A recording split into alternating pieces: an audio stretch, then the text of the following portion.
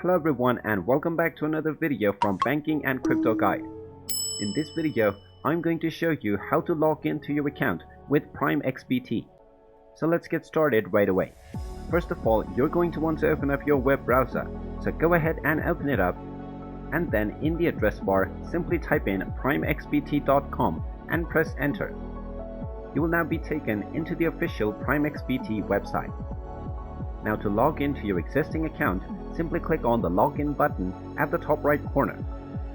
You will now be taken into the login portal. Now all you need to do is type in your credentials.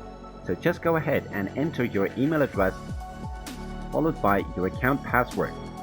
In case you forgot your password, you can click on the Forgot Password button and you will be allowed to reset your login credentials.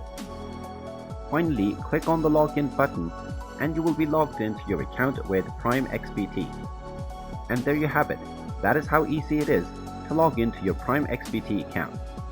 If you find this video helpful, make sure you hit that like button and subscribe to our channel if you haven't done so already. Also ring that notification bell to never miss another update from us.